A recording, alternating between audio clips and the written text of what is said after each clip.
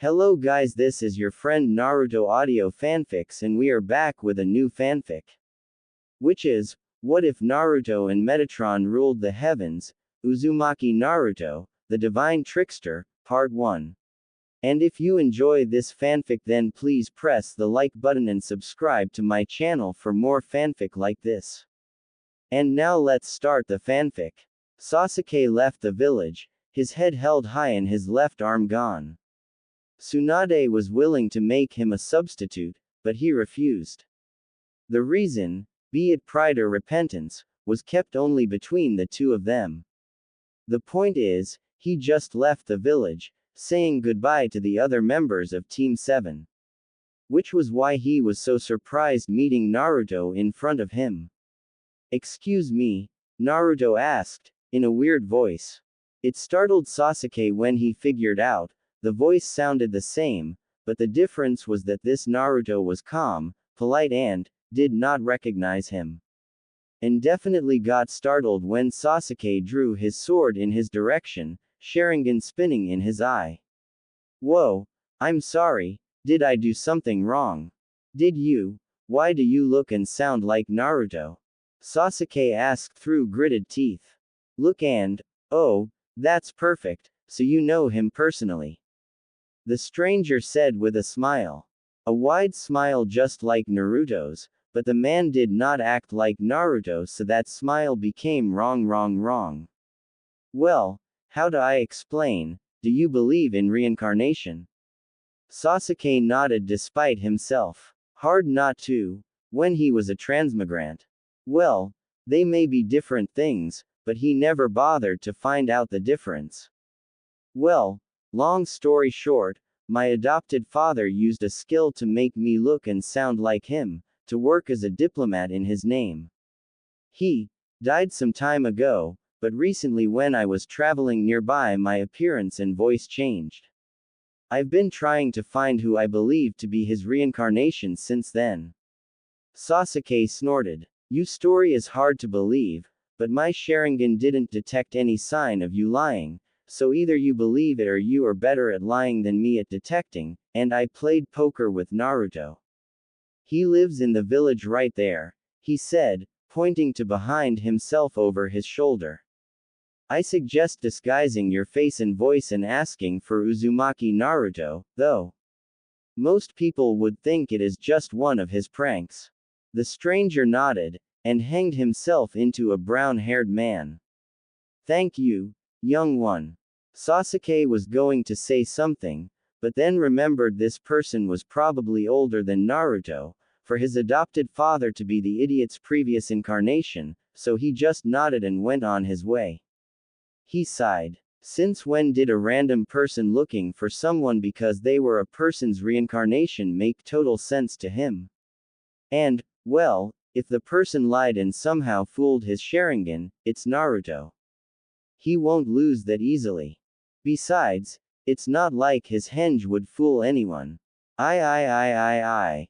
Naruto and Sakura, followed by Kakashi who seemed to have been somehow convinced not to be late, arrived at the Hokage's office just in time to see Tsunade downing a whole bottle of sake, Shizune downing a second one more slowly, and a shadow clone of Naruto. "Proceed," said Tsunade, to the confusion of the visitors. "That's it, really. Oh, and I'd like to take him to see our home, even if he decides not to stay," said the shadow clone, in a completely non-Naruto way. "That's on him, I guess," Tsunade said, nursing her head as if staving off a headache, an action all viewing seemed to be familiar with save the shadow clone. "Ba-chan, what is going on?" Naruto asked, ready to evade a high-speed office implement that never came. "And speak of the devil, or whatever he is," Tsun said, shaking her head. "Hey brat, come here. We found this guy sulking around town looking for you under a very unconvincing henge." Naruto entered cautiously, looking at the shadow clone, that now he could see only had his appearance. He did not act or feel like one of his clones. "Hello, Uzumaki Naruto," the clone said. "My name is Enoch, but most know me as Metatron. Naruto looked at the clone. Then turned to Tsunade. Ba-chan, I swear I didn't know shadow clones could get lives of their own if left by themselves. I'll take care to pay attention and dispel every one of them from now on. I'm not a clone, Naruto-sama, Enoch said. Really? Naruto asked, confused. So you just happen to look like me, sound like me and even have the same birthmarks? Actually, there's a reason for all of that. And actually just my head and skin tone is the same as yours. I think I'm a few centimeters shorter and I bet we have different scars. Saying that, Enoch shows his arms, showing they are both scarred, while Naruto's natural one is blemish-free. Okay, then what is the reason? Oh, a previous incarnation of yours used a technique on me so I would look and sound like him, or right now you, to be his public face and voice. Well, Sakura interrupted, you did meet previous incarnations of Indra and Asura. You fought Madara besides Harashama-sama, remember? She pointed out. That's a transmigrant, Sakura-chan, Kakashi corrected. That's more of a possession of people with similar souls. More like giving someone else your kidney or eye, not growing a new one. Okay, let's pretend this makes sense, Naruto started, just to be interrupted by Tsunade. Which, considering that you fought an unzombified Madara and a goddess before being brought back to our dimension by the souls of previous cages and the Sage of Six Paths, who you met before when he helped bring you back to life stronger than ever. When you put it like that, Naruto agreed. No, that is not the hard to believe part.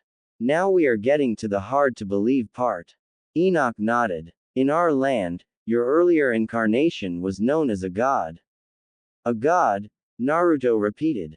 As in Kagaya, god. Stronger. Well, we defeated Kagaya, so it isn't that hard to believe, Naruto nodded to himself. Being a god is clearly overrated. Excuse me, Sakura asked, incredulous. Were we at the same battle? Because I clearly remember us almost dying for her many times. Toby, or Obito or whatever he wanted to be called did die. I know, Naruto raised his hands, trying to placate her. It's just that, we did win despite her being a goddess. And now this guy's god is dead enough to reincarnate.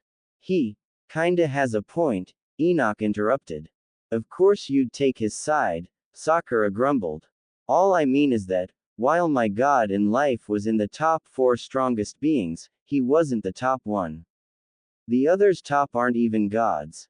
The top 10 feet list, that does not count the top 4, now 3, also feel like they aren't made of as many gods as people seem to think, but again, they'd think all of them would be.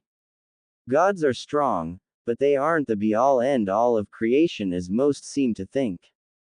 Wait, what? Naruto asked, confused. A top 10 ignoring the top 4. How does that even work? Enoch shrugged. Supposedly the top 4 are so stronger than the next one they decided not to count them. Naruto blinked. Then blinked again. And what was Kagaya? Enoch took a deep breath. Kagaya was strong, but she is not even in the top 10. And my past incarnation was part of these top 4. Yes. I call bullshit. We wouldn't have had near as close a problem with Kagaya if it was so. Well, your past self was old. And trained and experienced. I'm actually surprised you are already strong enough. My face changed. How old? Thousands of years old. Trust me, the power you have now. Barely scratching your potential. Okay. Let's assume I am the reincarnation of your god and you can somehow prove it. What now? Well, Enoch started, rubbing the back of his head in a very Naruto way before noticing it and stopping with a neutral face. I was hoping you'd come visit our, land, and maybe if you agreed assume again the mantle of, well, our equivalent of your cages. What? No. I swore that I would become Hokage and I never go back on my word. How? I was hoping shadow clones. Enoch flinched a bit at Naruto's denial.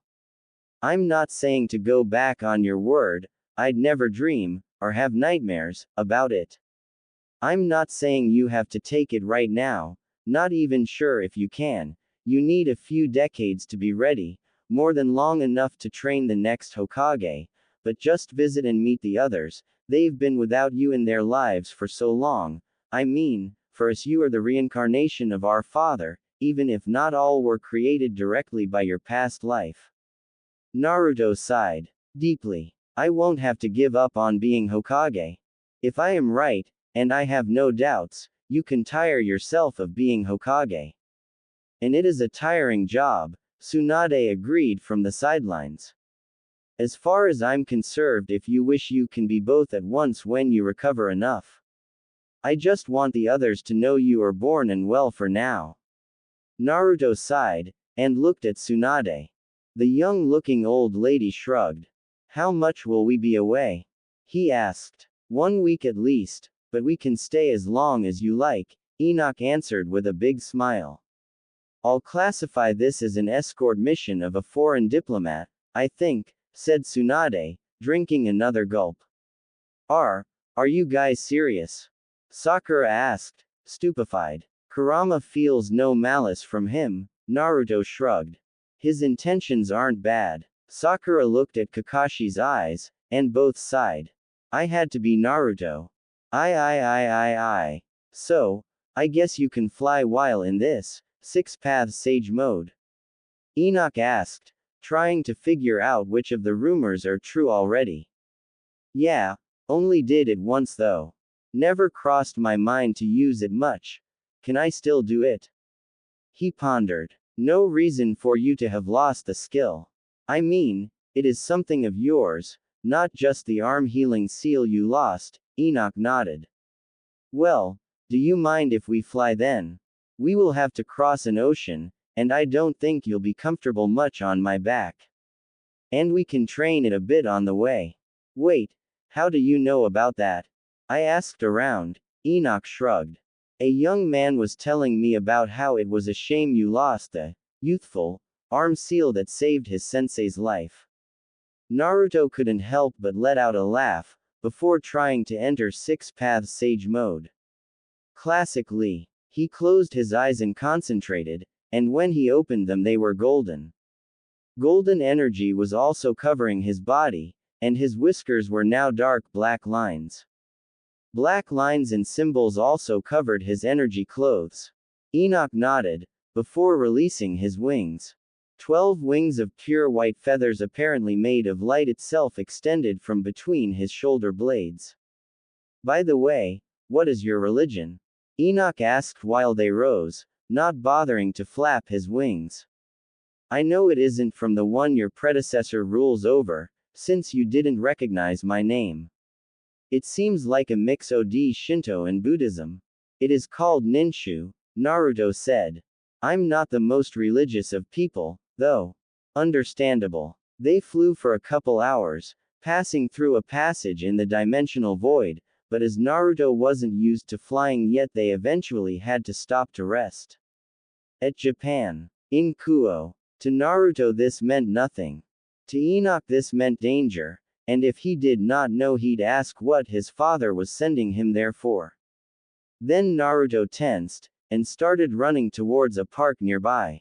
Surprised, Enoch followed him. The scene he saw was bizarre.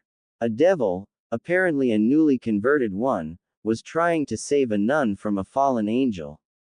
Luckily he was able to catch Naruto and cover his mouth before he did something stupid. We can't let them see us. Enough whispered with urgency on his ear. She is kidnapping that girl, Naruto whispered back. I can sense malice from the one with black wings, and the blonde one is scared and sad. I got to help her. And then, something Enoch never thought would happen, the reincarnation of his father hit him to make him let go. He was so surprised, he lost sight of him. If he had asked anyone in Konoha, he would know that was a terrible idea. Rainer didn't care for anything anymore. She had fallen. She didn't even remember why. That meant that the thing that gave her the most happiness in life was taken, and no other fallen had ever gone back. She doubted she'd be the first either. So, like all other fallen, she indulged in vices. An attempt of filling the emptiness. And right now, she was preparing a ritual to kill a pure soul and steal her sacred gear to become stronger. To try and get Azazel's love. In an attempt to fill his love that she lost. She looked to the other three, the three she had no idea why they were helping her. Donasek liked to fight, so he was probably there hoping for trouble. But Calawarner and Mittelt, she did not care for the stray exorcists. They were more hired help.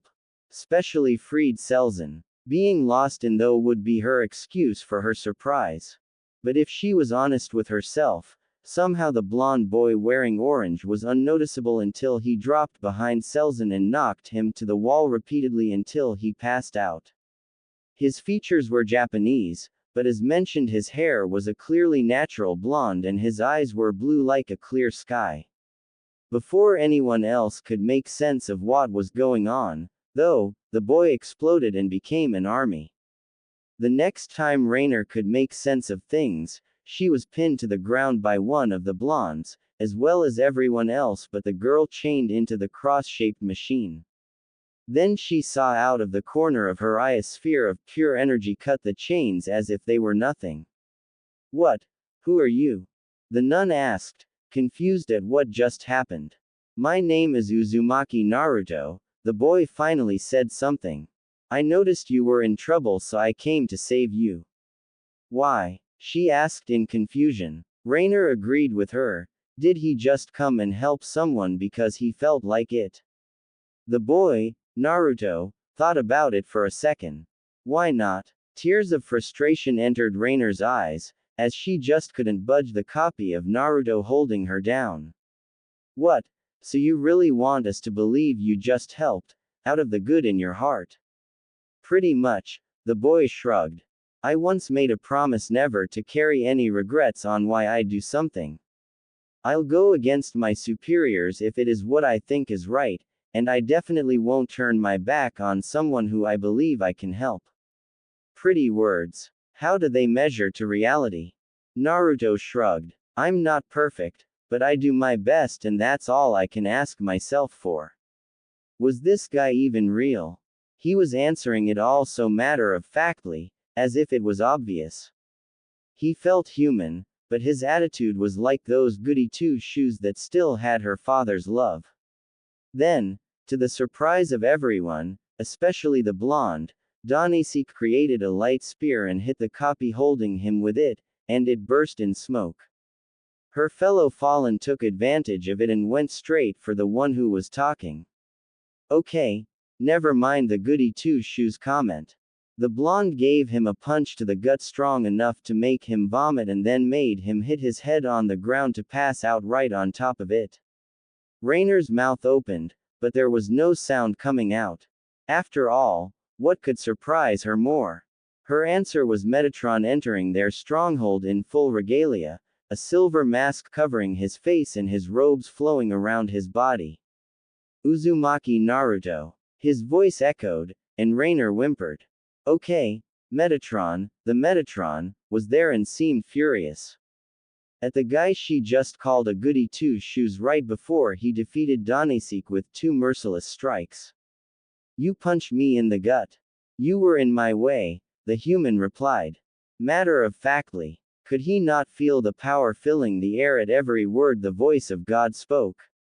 Wait, he punched Metatron in the gut. It was a battle between a devil and a fallen angel. Yeah well, there was a girl between them that needed help, the blonde said, pointing to Asia. Wait. Oh crap, Metatron was right there when she took the nun from Issei. Both the devil faction and the fallen angel faction are our enemies. If they find out how important you are, you will be in grave danger. Well, you didn't tell me that.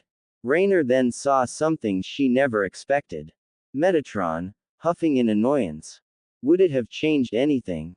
Of course. I would have been more stealthy and taken them away from the shadows instead of jumping in the middle of them and being recognized.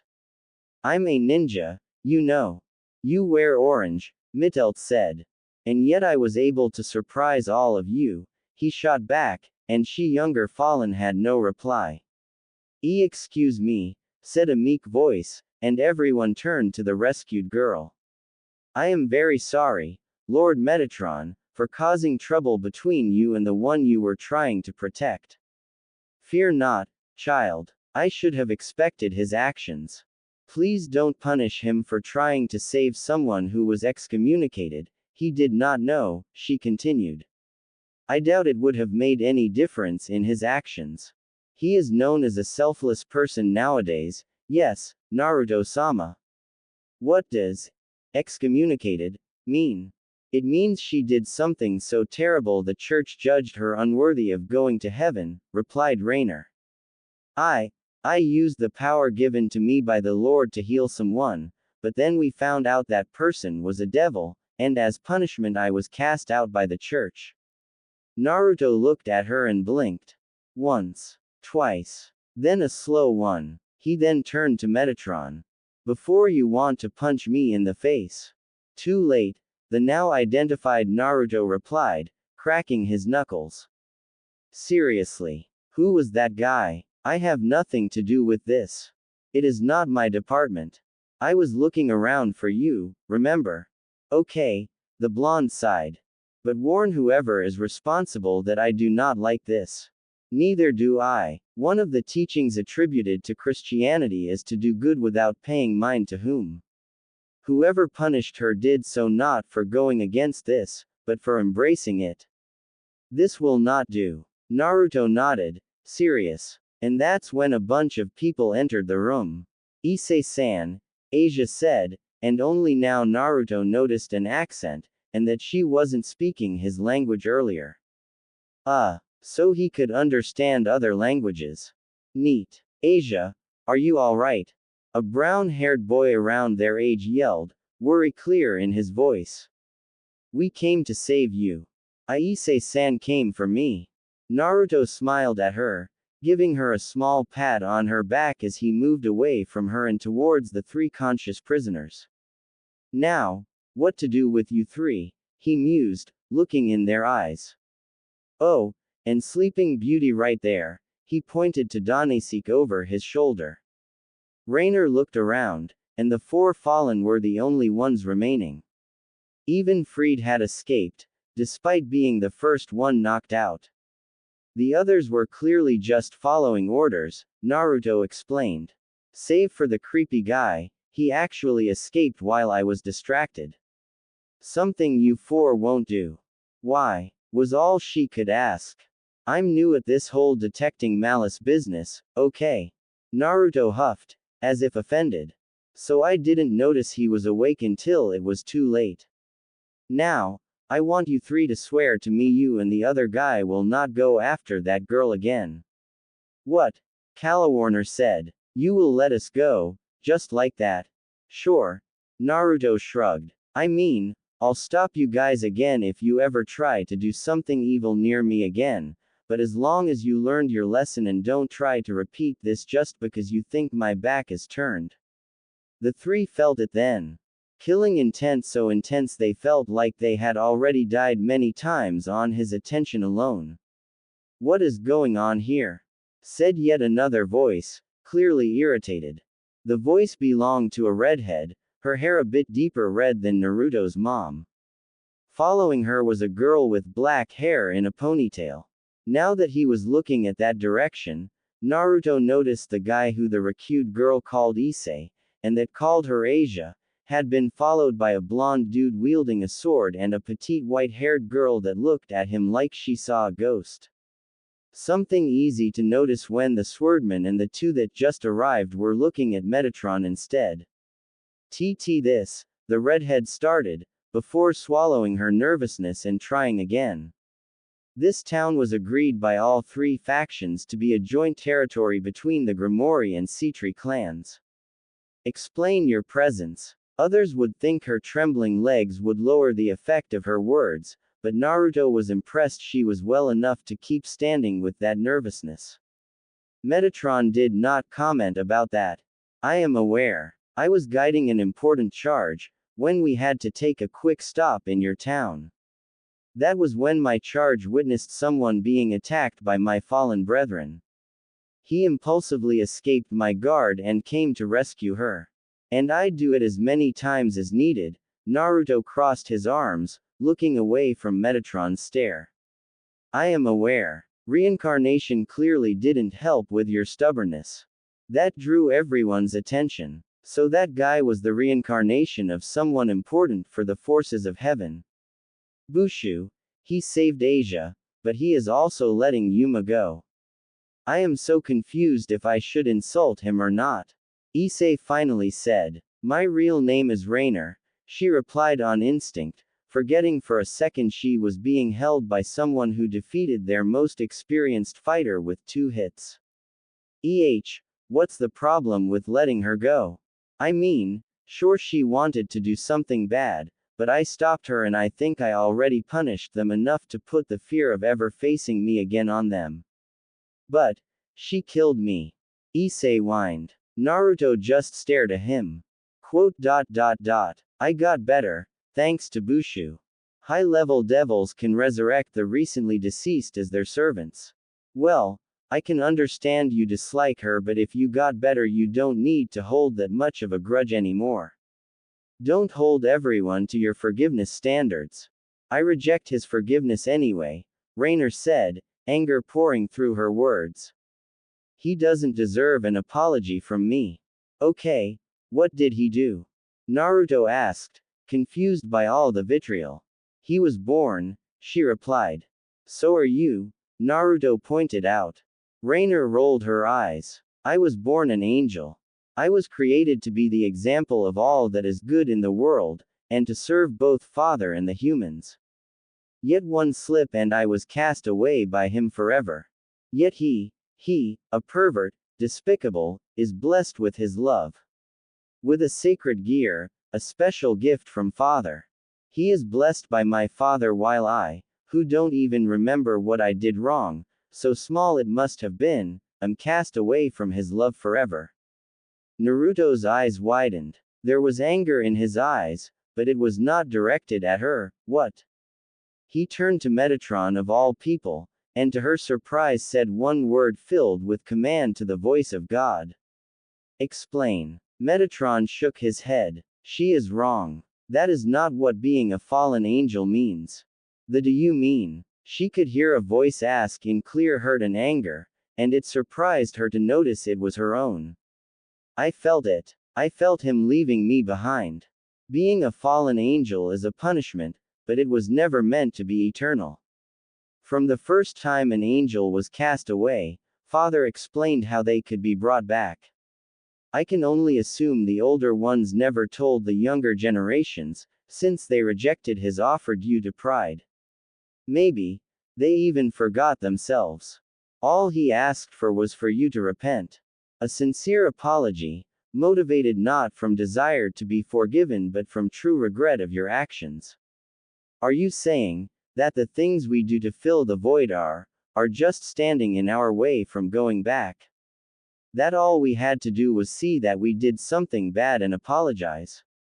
Yes. Rainer laughed and cried. Her laughter was hysterical and filled with self-anger. The other 2 fallen angels were crying as well, but they were not as vocal. Rainer was their leader despite everything, and thus the responsibility, the guilt, the punishment for everything was mostly on her. Even Issei said that he couldn't even hate her anymore in those conditions.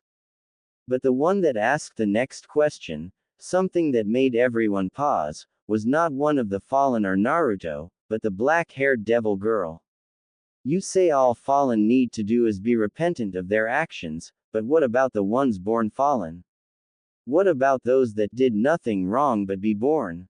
Metatron looked at her. For the same reason humans need to be baptized. Different circumstances, same reasoning. The devil opened her mouth in surprise. Are you saying that if someone born fallen is baptized, they'd become a normal angel? Yes. In theory. No one ever tried. Unfortunately, I do not know if this path is still available for the ones that have been turned into devils. He black-haired devil scrunched her face, but said nothing more. Naruto couldn't stand that scene anymore. The clones released the three fallen, and he approached their leader. Hey, it's not so bad, you know. Now you know what you did wrong, so now you can work on fixing it. Fixing it, he says, Rainer snorted, before flinching. I don't even remember what I did wrong anymore.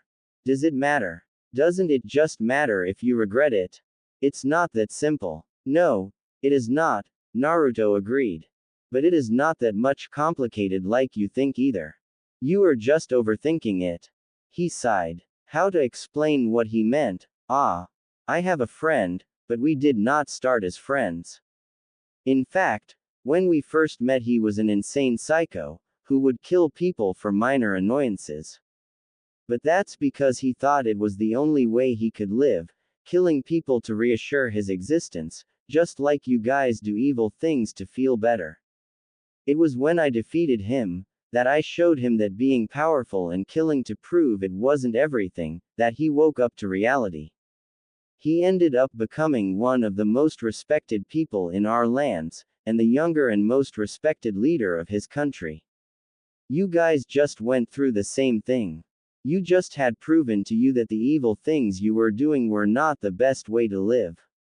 Now you need to do like Gaara did, turn around and do your best to live a good life.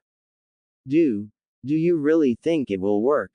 Mittelt asked. I'm sure. If you do your best to be good, what more can he ask of you? Metatron just looked. It seemed that Naruto had forgotten he was the father they were talking about now, but it's not like that is a bad thing. But all good things must end, and he was sure they did good there. Naruto-sama, we must be going. Yeah, sure. Asia, let's get your luggage. Hope you don't get airsick. Metatron's head jerked. The only way the people there could see he was surprised under his helmet. But, she can't come. And why not? Naruto asked, crossing his arms. From what I got, she was in danger because she was punished by your people for helping someone with no bad intentions. I refuse to go if I can't get her there to get reparations. But you can just do it for her. Oh no, I'm not taking responsibility for this. Then you guys will distract me and I'll end up forgetting. What do you think we are?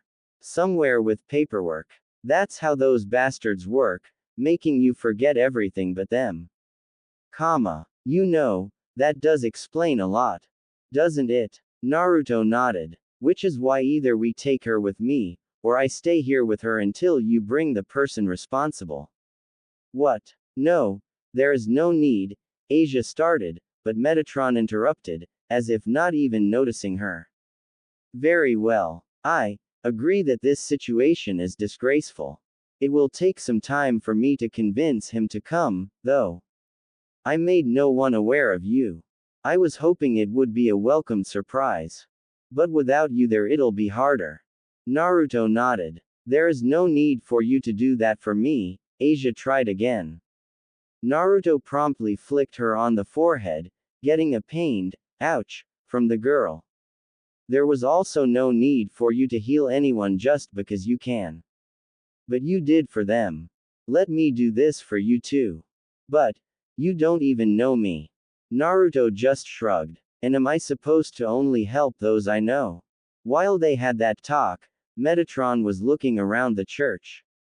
Something that confused everyone. He came back nodding to himself, and gave Naruto a wallet. You should be able to live here comfortably for some time. But just in case, this should help.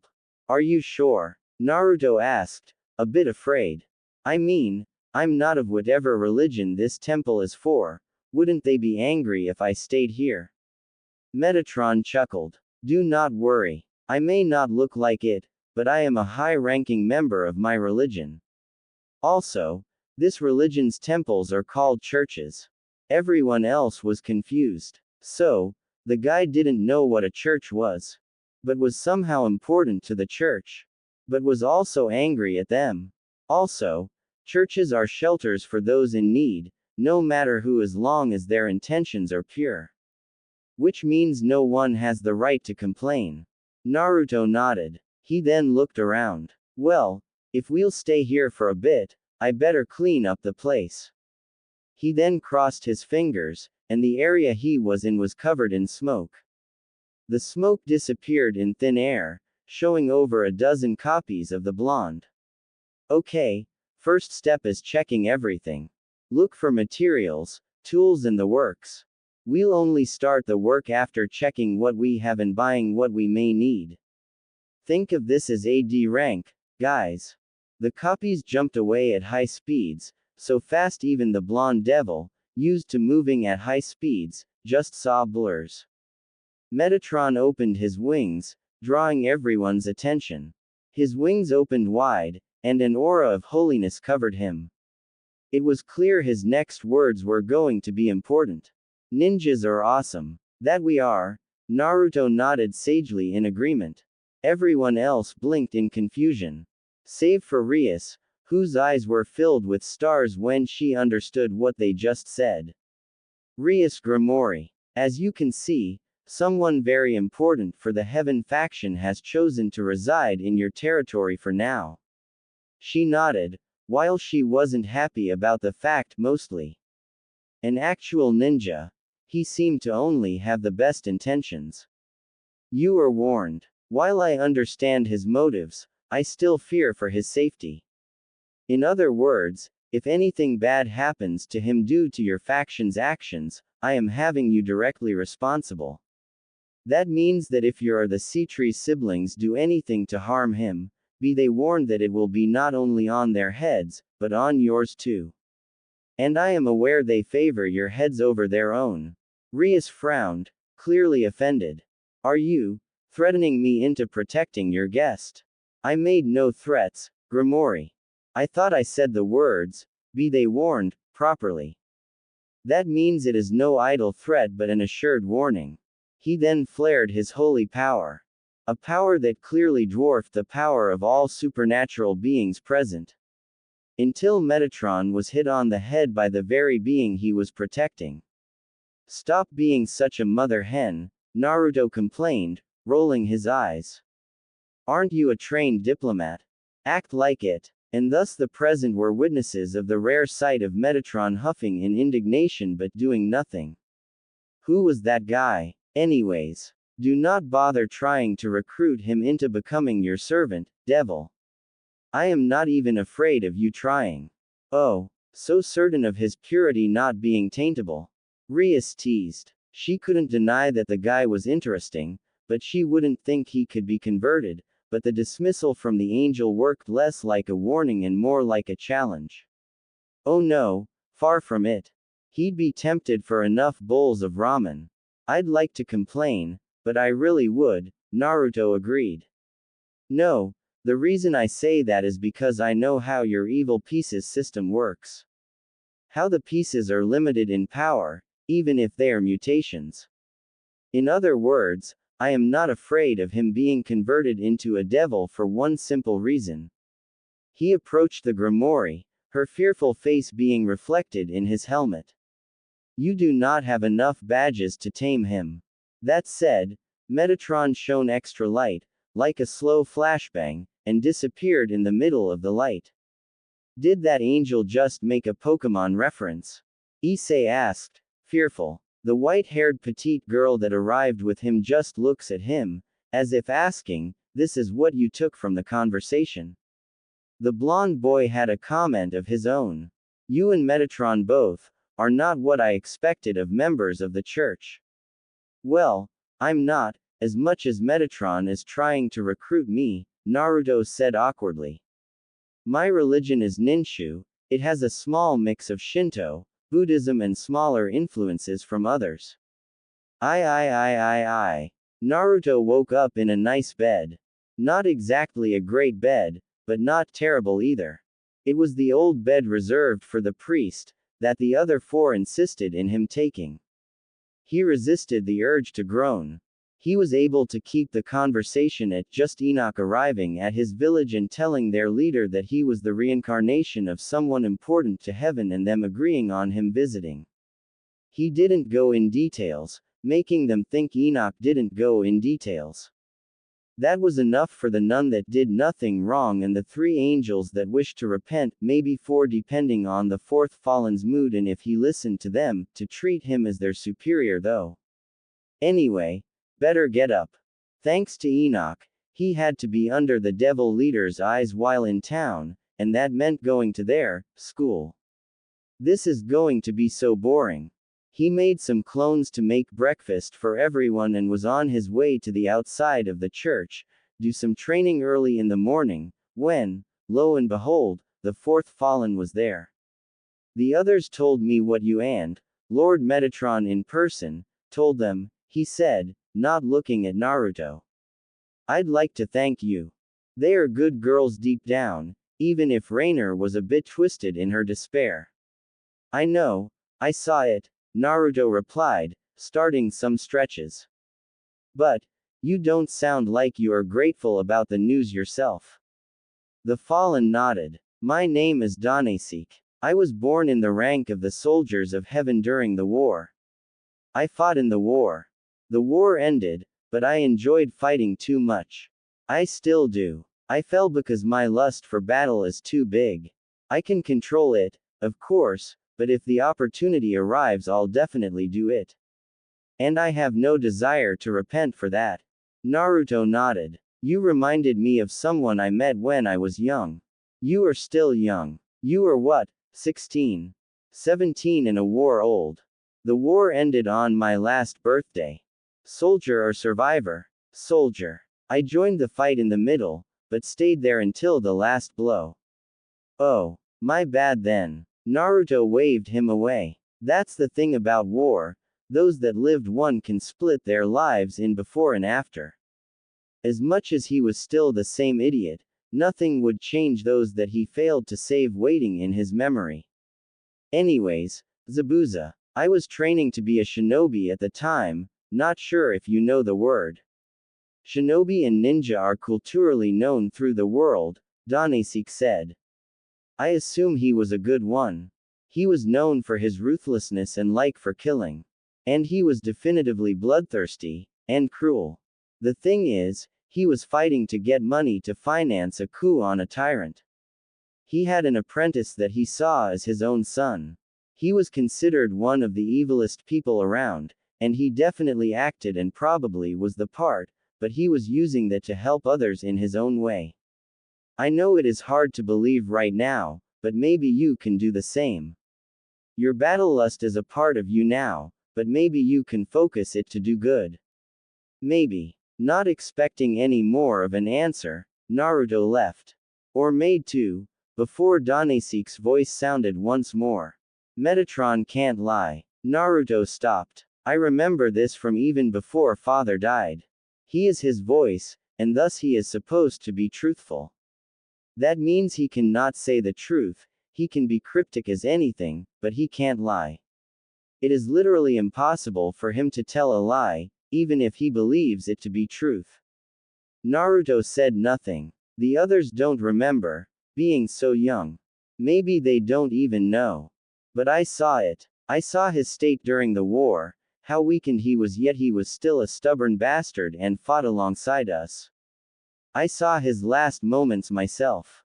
I don't need him to tell us who you are. Who you are the reincarnation of.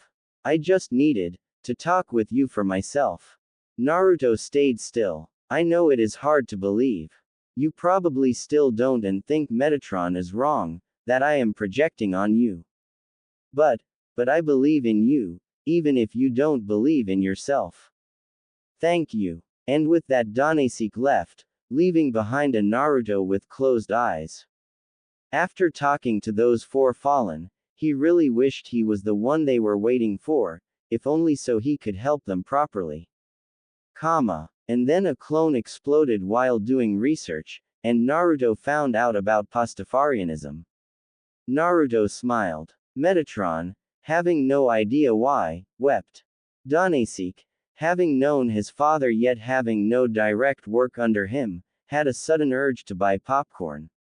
The ex but not really none and the three fallen girls were wondering why they were having ramen for breakfast, so they were distracted.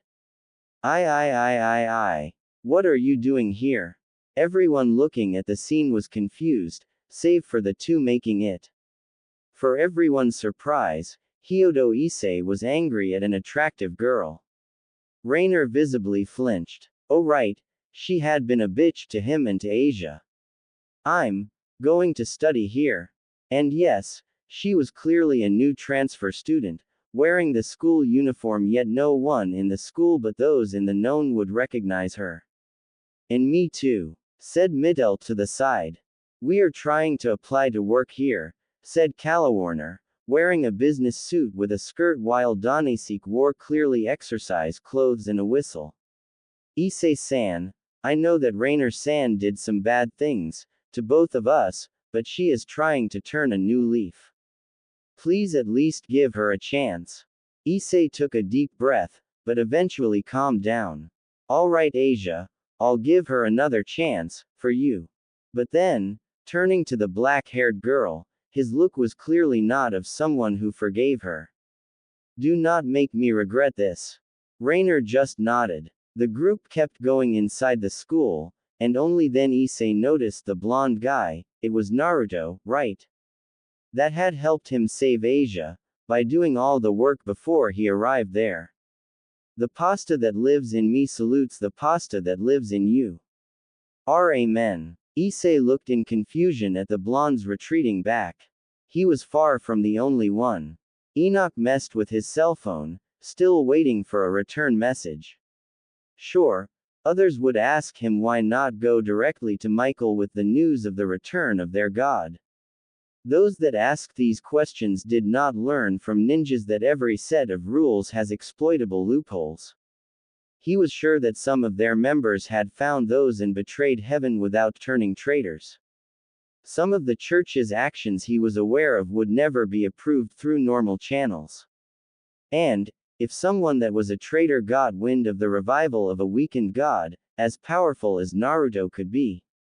No, it was best to keep it quiet until Michael was able to meet Naruto personally. If only there was a way to get Michael to meet him, if only he had remembered that the others had no idea why he was so into ninjas and not mentioned that Naruto was one in his message. Now Michael was probably thinking he just wanted him to meet his ninja trainer or something. He sighed. Too late to turn back without attracting undue attention. Your pizzas are ready, a waiter told him. He smiled back. Thank you. True, pizzas were not the healthiest of foods to be eating all the time, but the others were so focused with Naruto's new Pastafarian project they many times did not eat until it was too late. All shall be touched by his blessed noodly implements, indeed. And thus was why he exited the pizza store with 6 boxes of the circular Italian food. Sure, pizza is not exactly pasta, but he was sure that if the flying spaghetti monster is real he wouldn't mind much. Ignoring the blonde Kuo student who passed through him as if running from someone, Enoch put the boxes on the back of his bicycle and, wait. Uzumaki Naruto, stop right there. Oh father, you son of a. Not showing his annoyance, he turned to the incoming ladies and one gentleman, or as close as a pervert could be. Hello, Shitori-san. How can I help the student council today? Don't. Shitori-san, me, Uzumaki-san, Shitori Sona said with a glint of victory in his eye. This time we caught you red-handed. Did you think running away would save you from your punishment? Now, come with me back to school. You have a detention to take part on. Enoch grimaced. He'd dislike being punished for Naruto's actions at any point, but at least this time he had an excuse.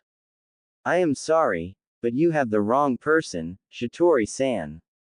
As I have witnesses of being here and the still hot pizzas to show for it, I've been here for a while.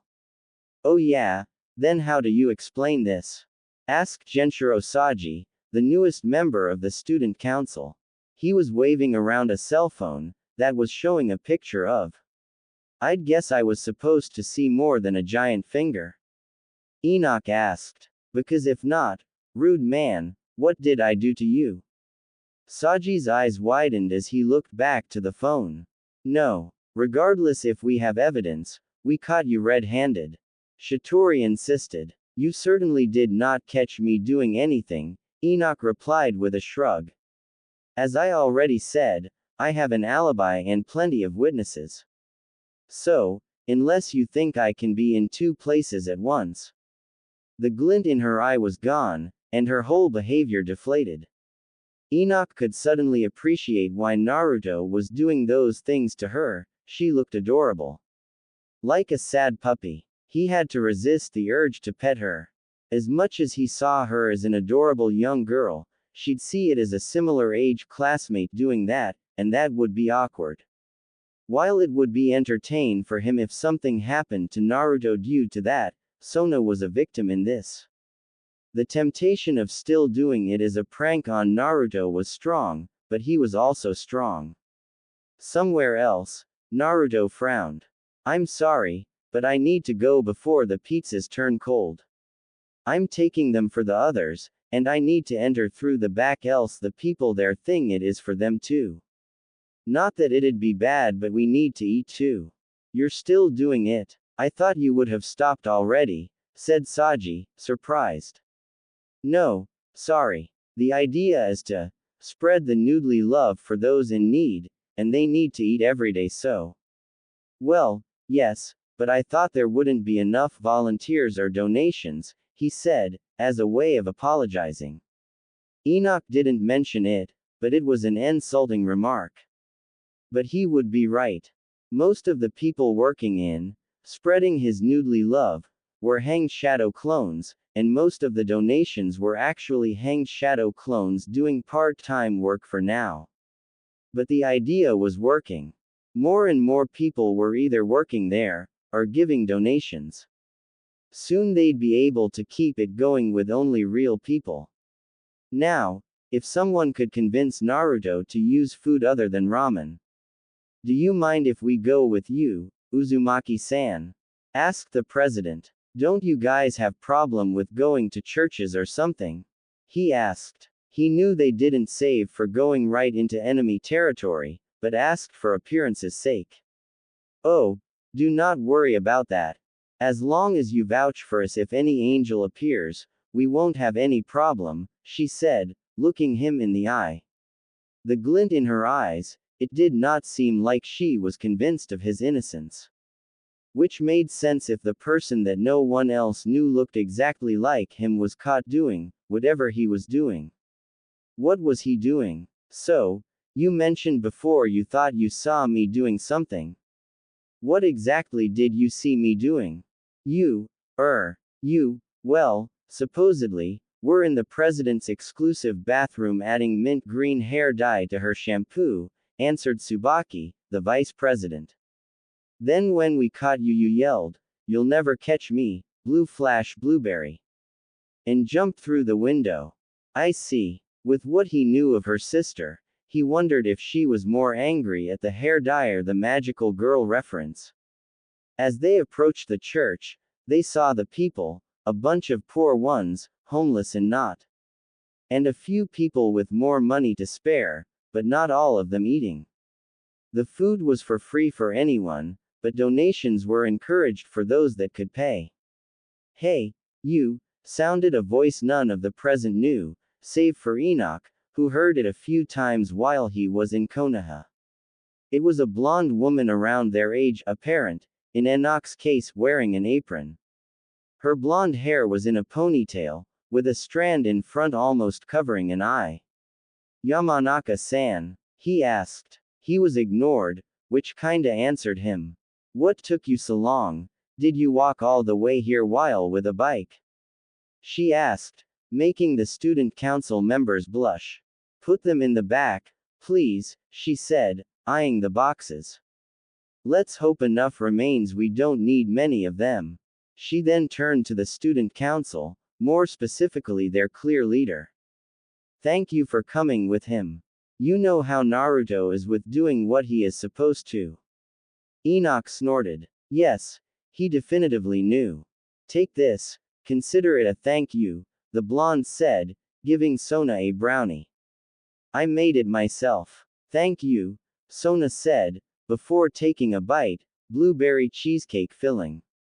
I. Really? Enoch asked, entering the back and meeting the Naruto wearing a chef hat topped with a FSM miniature. I mean, really? Hi Enoch, did you say hello to Christopher Walken?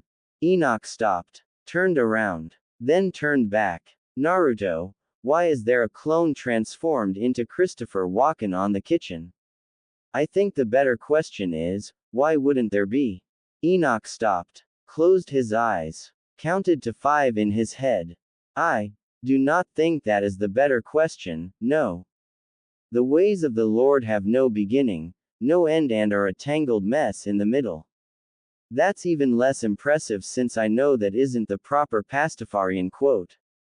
Lord. Naruto shrugged. The people eating won't care. Well, I care. And that is important in its own way. Enoch rubbed his eyes. Why does no one say hello to me? He sighed. Hello, Christopher Walken. Hello. He knew it was a Naruto clone, but he seemed so happy he said hello to him. The student council president caught you playing a prank on her. Now, I know you like playing them. It wasn't me, Naruto said, but mirth was clear in his voice. Enoch's annoyed look was answered by an equally annoyed one back. I find your lack of faith in my pranking abilities insulting. I am sorry, Darth Prankster. It won't happen again, he answered in a deadpan voice. Make sure it does not. But seriously, he continued after rolling his eyes, you were outright caught, the only reason they don't have it on image is because I ran interference, actually. They were so focused on what was in front of them Saji didn't even notice the clone beside him with the finger on the camera lens. So you admit it? I admit I was there. Enoch just looked at Naruto, confused. There is always two, a master and an apprentice. Could you at least not be the evil side? Enoch groaned. I consider myself in the middle between the sides, actually, Naruto admitted. Sure, one is shown as good and the other as evil, but if you actually read the extra materials you see that they both did good and bad things, but one actually pleads emotionlessness and the other says we must enjoy our emotions to the fullest no matter what. I just see them as extremes. Enoch blinked. I actually did take an apprentice in the prankster ways, though, Naruto admitted. Or rather, I made a bet about becoming it and you just confirmed I won. Screw you, brat, came a voice from behind them, clearly trying his best to try and be stealthy while entering. The voice looked like Naruto's but rougher. Not rough enough to feel like it should be bolded in writing, but it was an almost. It looked like a Naruto. But the birthmarks in his cheeks, and Enoch knew Naruto's were birthmarks, since he had them too, were thicker, and the eyes were red. You must be Kurama. He was ignored. Kurama was too occupied glaring at a smiling Christopher Walken. It took some time until. Fine. He yelled exasperated, throwing his arms to the air. Hello Christopher Walken. Hello. Report. Naruto said without even turning. What for? The 12-winged bird already told you I lost. I want to hear in your own words why you lost. The Kurama-possessed clone growled, but did it? I thought it would be easy. I've been seeing you do those for years, since you were a toddler practically, so how hard could it be? I overestimated my skills, I underestimated my targets, I did not expect them to arrive then and there and had no plan of escape. You had no plans but what would be your objective? You judged the task easy and thus went at it half-heartedly, and thus you lost. If you had taken it seriously, you would probably have won, but that was my whole point, you never took pranking seriously. Did not notice how much information gathering, stealth, Enemy positioning recognizance and trap-making skills were needed until you saw them in your own flesh. Yeah, let's just get this training over with. Naruto said nothing for a while, until yet another bowl of ramen was ready to serve. No, Kurama repeated, confused. What do you mean? No. I don't like your attitude. You won't take the training seriously, we'll suck at it, and we will both just waste our time. Will, suck at it? Naruto nodded. You won't take it seriously because you'll see it as just doing your part of the deal.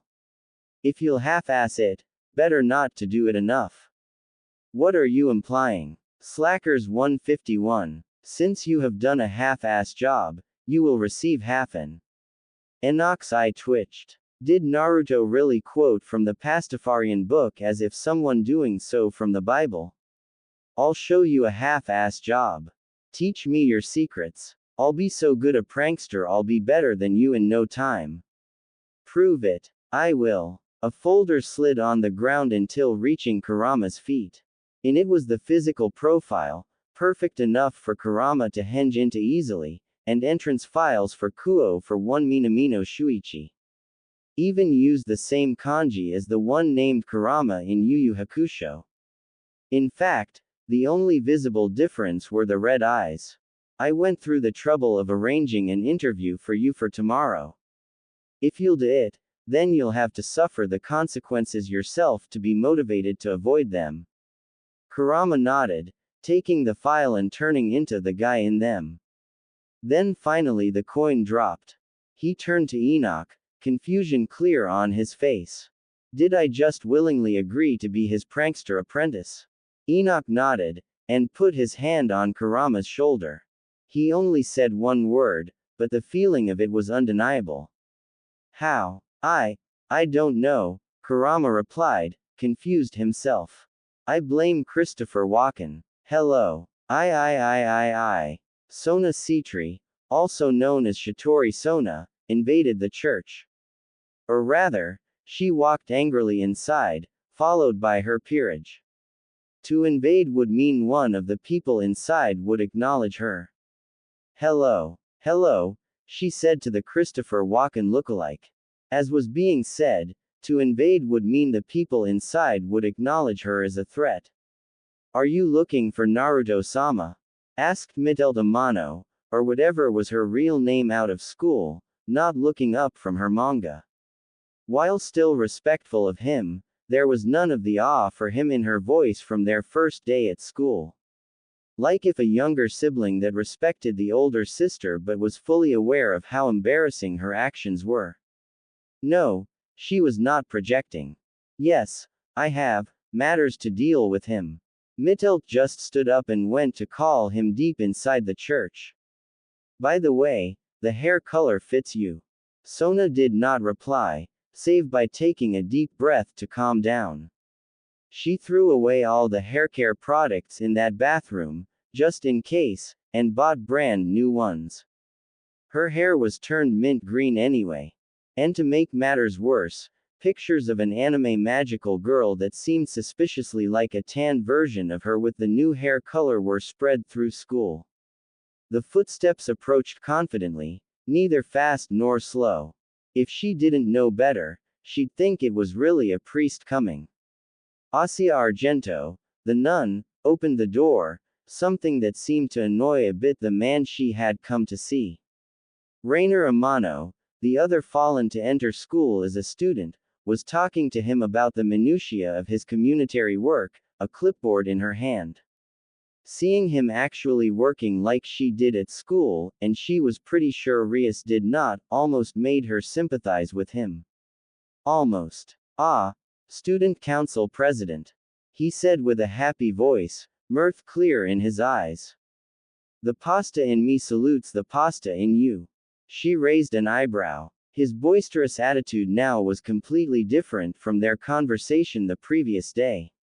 Uzumaki-san, she started, as neutrally as she could under the circumstances. Do you remember the conversation we had yesterday while you were bringing pizza? Nope, she faltered. You don't remember? Nope, No idea. Between all the work yesterday, I don't remember meeting you after leaving school. Also, nice hair, contrasts with your eyes. Yes. The hair you claimed yesterday you were not responsible for. Because I wasn't. You can claim you did not do it all you want. I know you are responsible and I will find a way to prove it. Behind her, her whole peerage nodded. I won't. Sona blinked in confusion. Won't what? Claim I'm not responsible. So you admit it was you yesterday. Nope. But you just said, Sona-san, you are supposed to be the smart one of us too. Think about what I said. Sona did so. You did not do it, but you are responsible. Close, but not what I said. You did not do it yesterday, but you are responsible. Ding ding ding, we have a winner. Sona's mouth was open. It was one thing for him to lie, or use wordplay. It was another to explain his wordplay. And why do you admit this? Uzumaki shrugged. Because it doesn't matter, really. I got what I was going for. You had more in mind than to humiliate me. He rolled his eyes. I did not humiliate you. I chose the color that I thought would suit you after all. If I was going to humiliate you, I could do much worse. Then the pamphlets make it seem like you are just cosplaying a magical girl. Unless you have something against that, I think everyone else will just think you have some hobbies they didn't know about. He is kinda right, Kaichu, Saji admitted. I mean, you look pretty nice, and all the guys agree. Sona glared at her pawn, but he did not know. And Uzumaki, trust me, if I really wanted to humiliate you, you'd know. Uzumaki could be really creepy if he wanted to. So this has nothing to do with my sister. You have a sister? He asked back. His surprise was genuine as far as she could tell. She shook her head. Never mind. Then why did you do it? I never claimed I did it, either. Her mouth opened, then closed. He just claimed he was responsible, but you never claimed you did not, either, she countered. He smiled at her. Yeah, I did not, did I? Sona frowned at him. This conversation was going nowhere. I see. I appreciate your honesty, Uzumaki-san. And be warned, there will be consequences for your actions. She turned to leave. She started walking to the exit. She did not arrive. Hey, Sona-san, Naruto finally said. Hey, be respectful. Saji was ignored. Sona looked at him, in his eyes. It felt like the world was losing its light, all of it belonging only to Naruto. As far as she was concerned, the two were alone in a field of darkness, only them existing for a while. You are a good person, Sona-san, he finally said. A bit strict, but I know there is a good person deep inside. Thank you. I don't know what is your problem with your sister, but I apologize. I will think of a prank unrelated to this one of the future. Her eye twitched. I'd rather you did not pull pranks on me at all. And I'd rather you became my apprentice as a prankster, but we both know this won't happen for now. You make it sound like it could happen in the future. The ways of your noodly highness have no beginning, no end and are a tangled mess in the middle. The only way of knowing the future is the very second it becomes the past. Now, if you don't mind, I think we both have a job to do. Amen. And just like that, the world returned to normal. Understanding the final word as the dismissal it was, she turned to her peerage and they left the church. Goodbye, said the Christopher Walken lookalike. Goodbye. I. Rias. Eyes widened as Naruto entered the Occult Research Club's clubroom. She had been so occupied that she forgot to warn Naruto not to go there today. She still remembered Metatron's threat, and shivered. Right now, Naruto was at the worst place outside the underworld for an important member of heaven as far as she knew, right in front of the wife and personal aide to the current Lucifer. Oh, but that wasn't enough for him. Come on, smile, he kept saying as the others entered the room. And Graphia kept looking at him like an insect. Oh sure, for anyone else she seemed impassive, but she knew Graphia since she was a baby. She did not appreciate the attention. And she definitely did not appreciate him losing patience and trying to push the sides of her mouth upwards with his fingers. Surprisingly, her mouth was held serious with such force he was sliding back on the floor. Come on. Just a quick smile. A small one. As my job as the head maid of the Grimoire clan. All I hear are excuses. You're still human, devil, not a robot. I do not see how it is relevant. Rias wanted to be afraid for him. She really did. But the scene was just too surprisingly entertaining. It was like looking at a train wreck. She briefly wondered how long it would take before she turned him into a block of ice. The only reason she didn't yet was probably she had patience training from dealing with her brother, but she still had to wonder how far she could still go. And she lifted him by the neck and threw him onto one of the sofas around. That was needlessly aggressive, but why? Oh. In the middle of the room, dangerously close to where he was previously standing, a magic circle appeared, and caught fire. If it was someone else there, she would swear it was just a justification though. The flames rose, making a pillar that covered vision, and the silhouette of a man could be seen through the flames. Naruto, at a speed she could barely see, put his hands in a weird position and spat. The very next second, Riser Fennec's face was having an extremely close encounter with a wall, courtesy of a powerful jet of water. Naruto took a heavy blanket out of nowhere and, without bothering to unfold it, started beating Riser while yelling, "Stop, drop and roll. Stop, drop and roll. Stop, stop," yelled Riser. "Drop and roll," yelled Naruto back. Behind them, she noticed a slight raising of the corner of Graphia's lips. By her side, Akino was laughing quietly, but it was clear to her she was holding back on guffawing. The scene was surreal to Rias. "Uzumaki-san," Graphia finally said, "you are supposed to smother the flames with the blanket, not beat on them." With a nod, he opened the blanket and covered Riser. The older blonde struggled, but Naruto hugged him, holding him still. "Shish. Don't worry. You're safe now." "I don't feel safe," came Riser's voice from under the blanket. "I feel the opposite of safe." Rias couldn't hold back her laughter much longer, so she had to end this quickly. "Uzumaki-san, this is Riser Fennec. He has control over fire, he wasn't burning." "Oh," Naruto said, letting go of Riser sheepishly. "Sorry man, didn't think it was just you showing off." Riser, now free to do so, said nothing but threw the blanket away, looking at it with deep loathing. "I mean it. I know how presentation is important. I used to show off all the time when I was younger and had much more bark than bite." Riser grit his teeth. Everyone seemed to get the implied insult, but Naruto did not seem like he had tried to insult him, and was just stating a fact of his childhood.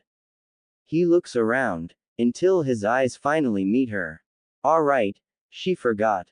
"My lovely Rias. I came to see you." "Wow. Rude much," Naruto says, while Rises' body heats up just enough to evaporate the water on him. A frivolous use of his fire magic, but he seems overly proud of it. Rias resists the urge to sigh, already wanting to punch his smug face. "Now then Rias," he says, overly familiar, "let us go and take a look at the ceremony hall. The date of the ceremony is decided, so we need to check it before then." He went to grab her arm. "Let go of me, Riser," Rias says back with all the disgust she can, promptly pushing his hand away. She wanted to destroy it, but knew she would just grow a new one anyway. And, as always, Riser just stands there, smirking at her. How she wished to punch that smug smirk out of his face. "Hey, I don't think she likes you much," Naruto says the obvious. "Oh, Don't worry about it, Riser dismisses it. She is just being a tsundere. Rias blinks in confusion. What? No, she knows what a tsundere is, but, when did she ever hint of a dear side related to him? I don't know, man. I met tsunderes, so I can tell how they act. She is nice to anyone but you as far as I could tell. Yes. Tell him how it is, Naruto. No, you see, there are two types of tsuneres, the Tsun type and the deer type. The ones you are used to are probably the Tsun types, who are angry to all but the ones they like. Rias is a deer type, who is just to the one she likes. You are delusional, she says before she can help it. See, Rises points to her. And it seems like he really thinks so.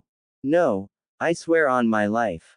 You are delusional. Your appearance is something I'd find just as easily in a host's club, and I have not an iota of attraction to your personality, and in fact it repulses me. Riser looks at Naruto and rolls his eyes, that annoying smirk still on his face. But even if she doesn't, he continues, we are already engaged anyway. Wait, really? And she just accepted that despite acting like she hates you? I definitely did not. Rias entered the conversation. In fact, I am doing my best to convince everyone involved in this marriage contract to set me free of it. Naruto turns to Riser. And you just are going to take it like that? Of course, Riser says with a chuckle. Why would I fight it? Naruto nods. Alright, taking the lazy pity route. Excuse me, Riser says suddenly, clearly offended. Naruto raised an eyebrow. Well, it is clear that you either are not willing to put work on getting a girl or has no confidence, if you are going for the way to get her that someone else does all the work for you and you just enjoy it. Riser looks furious at Naruto, and snaps his fingers. Once more the room's teleportation circle is turned into the Phoenix one without Ria's permission, and 15 women appear in the middle of the room. You see these women, save for Ravel, who is my sister and doesn't count, they all joined my peerage because they love me. And yet you are only marrying Grimori-san because she is being forced into it, guess someone lost his groove. Riser stepped back as if he had been slapped. I did not lose my groove. Rias, eyes widened, looking around in confusion. What was going on? And why was someone that looked so much like Christopher Walken in a corner of the room? The Christopher Walken waves at her, so she awkwardly waved back. Naruto says nothing, just crosses his arms and gives Riser a look. Riser's eye twitches. Alright, maybe I've been a bit complacent nowadays since my marriage with her is already a done deal and didn't put any effort in romancing her. Rias was trying to resist the urge to snort, but that also meant that Riser would probably try to romance her. She was not looking forward to it. You know, you could also go for someone else, not saying she isn't good looking, but she isn't all that either. Now her eye was twitching. No can do. Riser shook his head slowly. You see, not only she is a pureblood devil, which are becoming rare, she also got the power of destruction. Can you imagine the power available to someone with both the power of destruction and a Phoenix, regeneration? So, she is the only pureblood Grimori available with the power of destruction. The power of destruction comes from my mother's clan, the Bales, Rias interrupted. That said, I'm pretty certain I have some cousins that are pureblood and also have it. Naruto nodded, and turned to Riser. So Riser Phoenix, what will you do? Will you throw your pride away and prove your lack of game going through the motions of the contract, or will you do things the worthy way and try to get a wife worthy of you on your own? But what of Ria's feelings for me that she is too shy to admit and masks them with disdain? If she really likes you, for real, she will be able to throw her pride aside and admit it for you before it becomes too late. Trust me, this is the best for the both of you. Riser Phoenix looked to the ground, then back at Naruto's eyes, a fire literally consuming his. Graphia-sama, please inform the Grimoires that from now on the marriage contract is being considered invalid by both parties. If Rias Grimoire ever change her mind, a new contract will have to be made. Then Riser, along with his peerage, left the room through a magical circle. Everyone stood still. Everyone. Really? Naruto of all people asked. No, really. He sighed. That was a waste of my talents. Let's get going, Christopher Walken. May the pasta be with you, everybody. Goodbye. No one moved as Naruto left the room. What? What just happened? A voice asked. Rias took a few seconds to understand it was her own. Apparently, your acquaintance convinced Riser Phoenix that there was no worth on marrying you if the only reason was the contract between your families, Graphia replied, deadpan. That young man has problems. Riser or Naruto, Graphia-san? Akino asked, a bit of her energy returning. The maid thought for a bit. Both. Now, if you excuse me, I have a marriage contract to nullify. Rias nodded instead of saying anything, and Graphia left. All she could think about was Naruto and the stunt he pulled, replaying the whole conversation in her head. Was this guy for real? Rias had to wonder how much of his performance had been real and how much was an act. But more important, what did he mean when he said she wasn't all that? Naruto stared at the empty table in front of him. He held this power before. He saved lives and recreated whole organs with it. Eyes are organs, right? It was his power, Enoch had said, not the sun marks. The mark only helped him focus it. After all, Sasuke wasn't throwing Izanagas with the moon mark. So, he should be able to use it again even without the arm that once held the mark. And even if it was the mark's power, it was really linked not to his arm, but to his soul. He should still be able to use it to help. Taking a deep breath, Naruto put his chakra in his newly invented technique. What's going on? Asked Mitelt, seeing the strange scene. Naruto, the one that gave them hope back, was crying on a confused Rainer's shoulder. A cup of noodles was on the table, uneaten. That last part, more than anything, terrified the smaller Fallen. Calawarner was not so cautious, walking forward. There was only one possible cause of this outburst in her eyes. She only needed to confirm it. Naruto-sama, did you try to use holy powers to make your cup ramen ready without having to wait 3 minutes? Rainer and Mittel twitched. What the? Naruto's suffering nod confirmed it. Calawarner turned the cup upside down, letting the cold water and burned noodles escape. Rainer quickly and annoyed pushed Naruto off her. He simply allowed himself to fall to the ground. The hell? Mittelt asked. Our greatest minds have been looking for a way to properly do it ever since it was invented. Naruto-sama is just the latest one to try and fail. Calawarner gently lifted Naruto again, and took Rainer's position. I am a monster, came Naruto's weak voice. You just made a mistake. And you were not the first one, nor will you be the last. Kala-chan. Rainer looked to Mittelt. Mittelt looked to Rainer. Rainer mouthed, what the? Mittelt shrugged. I get the feeling we just avoided something stupid, Danasik said, looking deeply inside his beer bottle. I agree, Enoch replied. Then he sighed. I wish I could walk around here without the helmet. I mean, it is a cool helmet, but it makes my voice sound all bold and centered. I don't think that's how voices work. I know. That's how it feels, though, as weird as it sounds. Danasik shook his head, then remembered the sensation of Metatron's business voice. A rumble more than a voice, that felt like it was resonating from inside him rather than from the speaker. So, what no? Danasik asked. I mean, what was Michael's answer about meeting him? That he is occupied right now. Danasik's eyes widened. Occupied? With what? Metatron shrugged. probably trying to see if I am serious with wanting to talk to him. I wasn't the most stable when Naruto-sama got powerful enough to be sensed this side of the dimensional void. I. Come, my fellow ninjas. Our enemies approach. Metatron, they are just. Use my call sign, Gold Bird.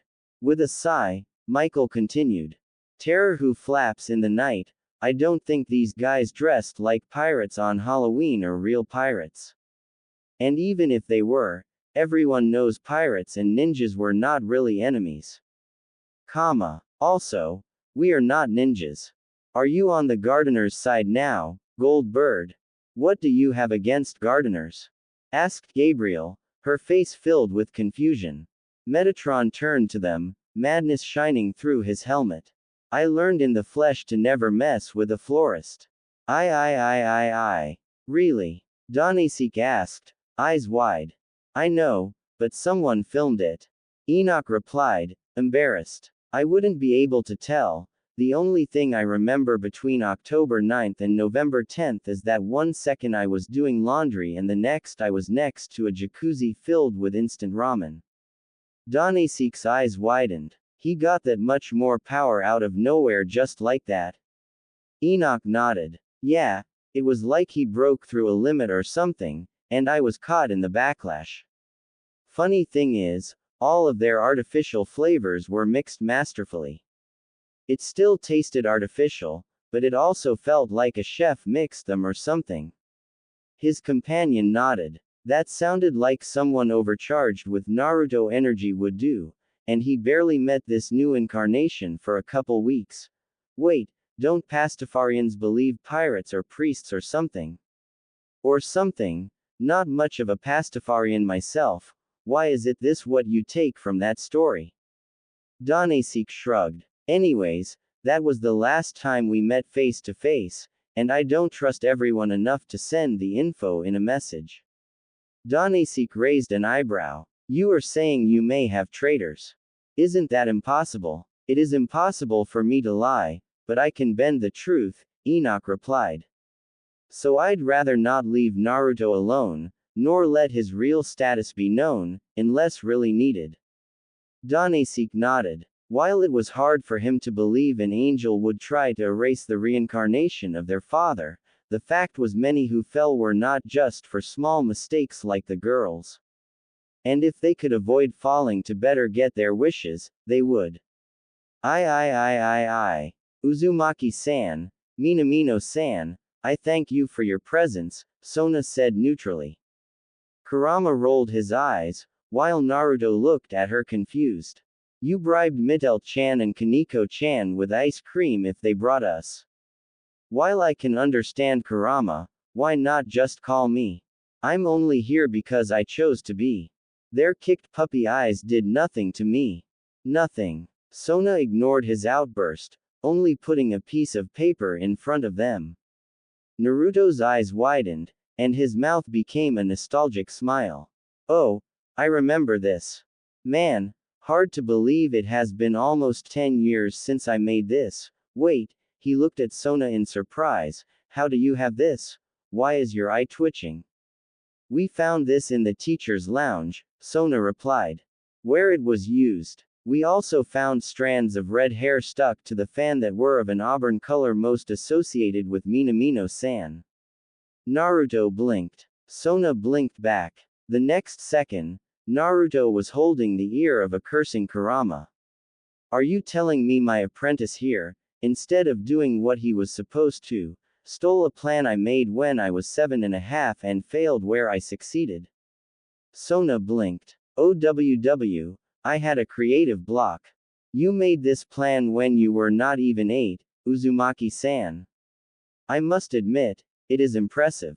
Sona said. She was against pranks at principal, but couldn't deny it was a well-made planning, especially for that age.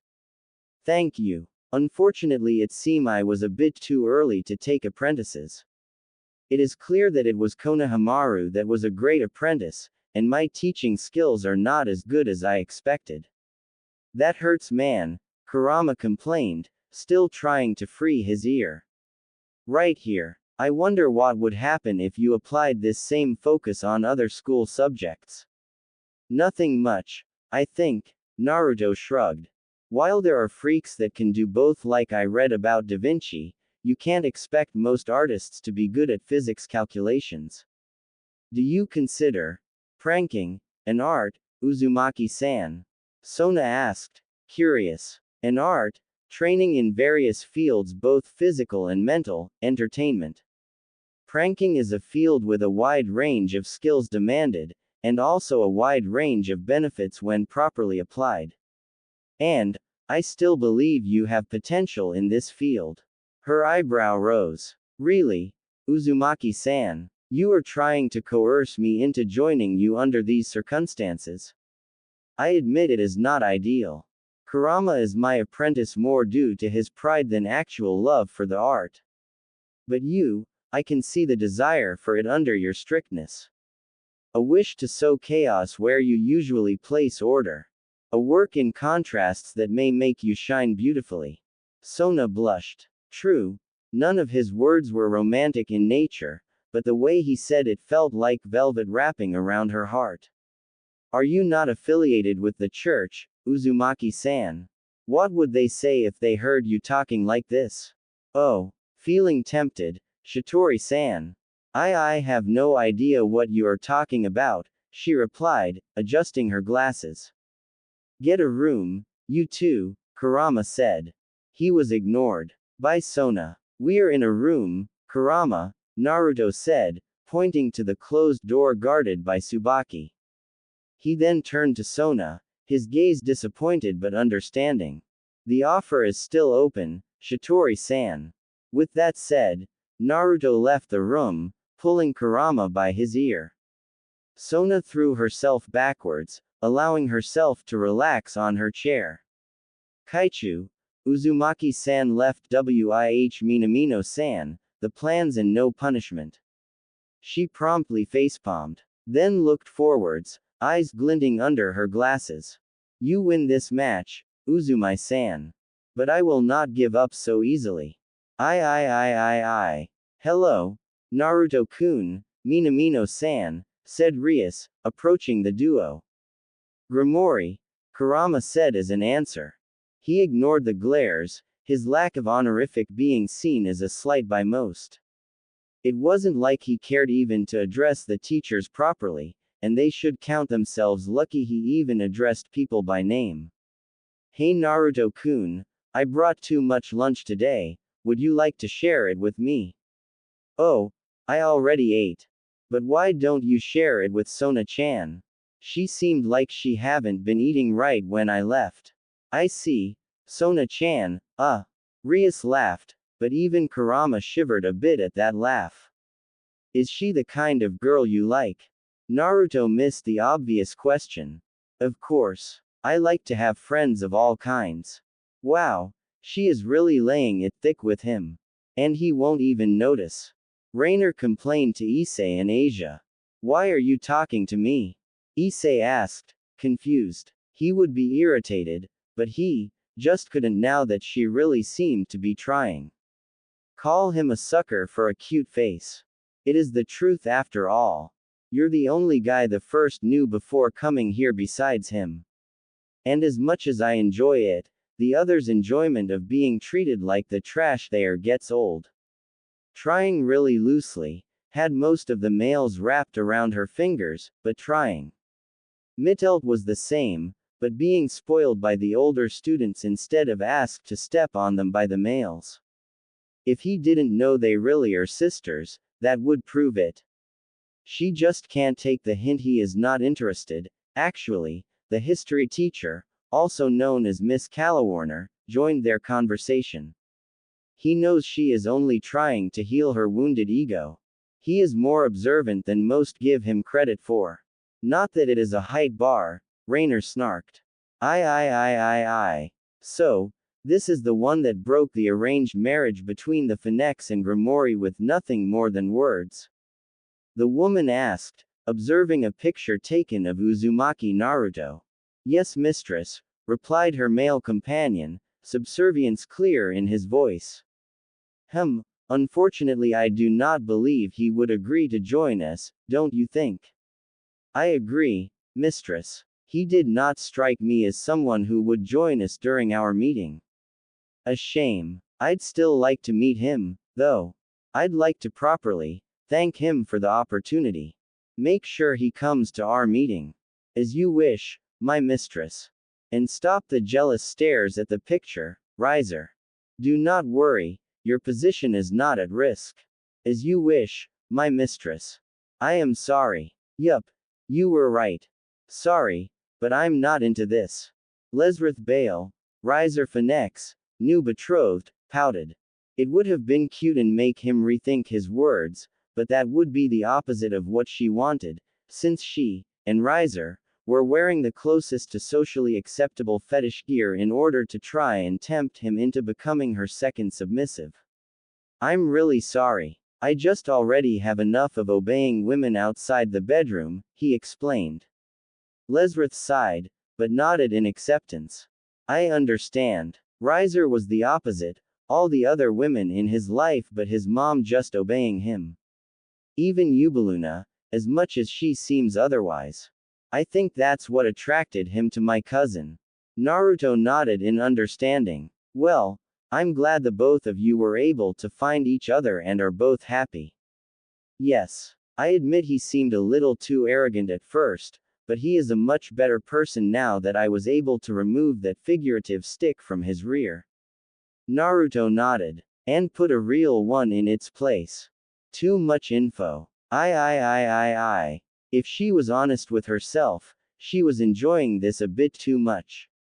But Sona couldn't help it. Naruto was the only in the whole school to not worship the ground Rias walked on, even her pawn who claimed to like her instead did it a little, and that was making Rias go crazy. In fact, Rias, with all your complaining when he is out of earshot while hitting on him mercilessly when you see him, I think Riser may have had a point about you being a bit of a tsundere. That's not funny, Sona. Rias almost yelled. For you. Rias pouted. But seriously, Rias, what would you do if he ever accepted your hints and went for it? It's not like you'd really go for. Rias put a picture in front of Sona. Oh my, you could grind cheese on those abs. Wait, how did you get this? Oh, look at the time. Today is PE, isn't it? Can't leave Danesik-sensei waiting. You know how serious he is about his job, and making the boys sweat, like Naruto-kun. Rias, if you want to avoid the conversation and run away with an excuse, you should keep moving, not freeze mid-run to start drooling. Rias quickly cleaned her mouth and did so. Sona sighed. Seriously? No wonder you got along with Hyodo, you can be as bad as him. She then noticed the picture she forgot, and promptly hid it in her bag. Not like I can blame you. I. Naruto, I'm not letting you make an obstacle course ever again. Danesik said, deadpan. It's not that bad. Naruto, it is my job to keep them healthy. They are only bruised. You used explosives. They were calculated to not even hit them. It's just pyrotechnics, I know. But keep them healthy, includes, not traumatizing them.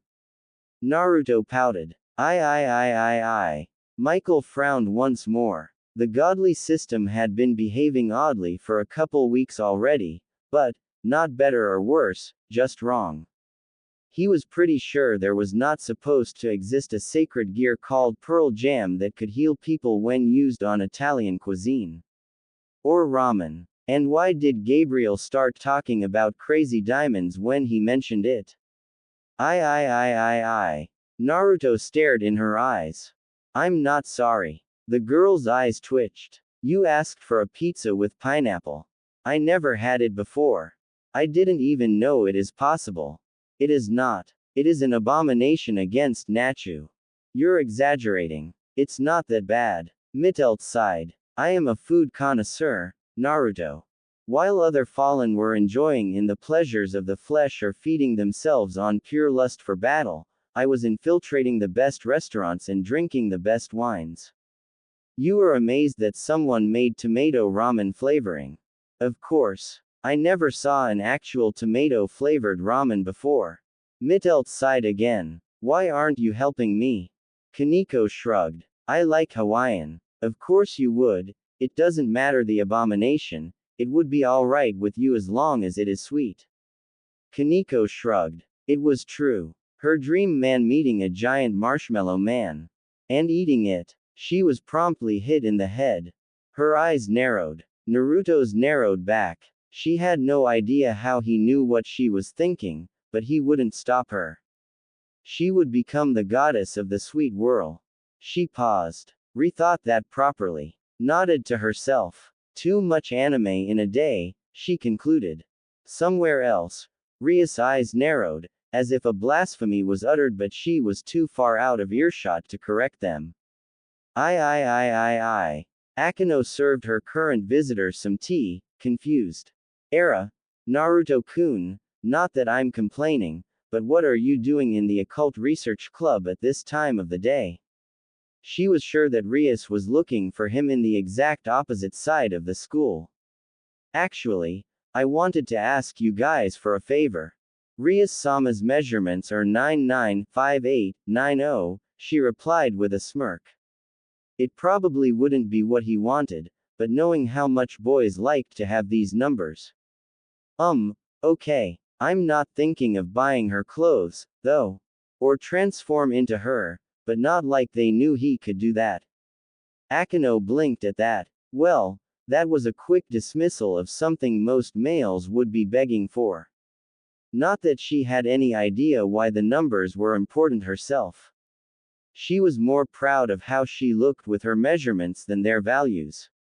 Well, no matter. She sat down in front of him, crossing her legs and throwing her hair over her shoulder, something that seemed to drive the boys crazy, but not Naruto, who didn't seem to notice. Rias was getting frustrated with her inability to approach the boy in front of her, judging from her complaints. Well, Akino now had him right where Rias wanted. Now, how to better tease him. So, she said, one arm under her pushing them upwards while the other hand played with her hair, what exactly is it that you were wishing for?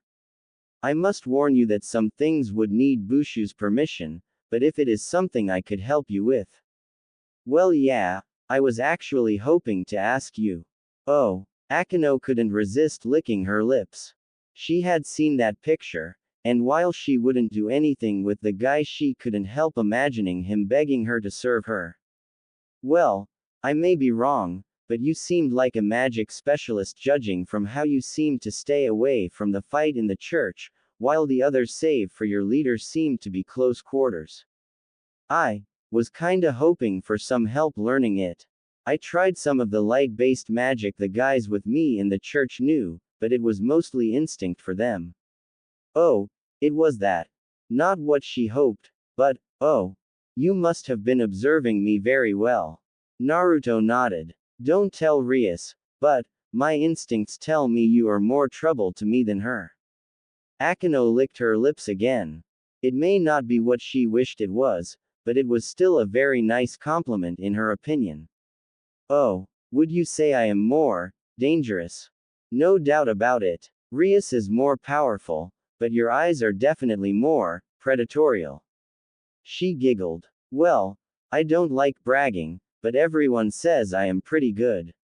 But, you'll need some more magical knowledge before I could try giving you more private lessons. He shrugged. Makes sense. She giggled again, wondering how much of his innocence was an act, and how much she'd need to teach him.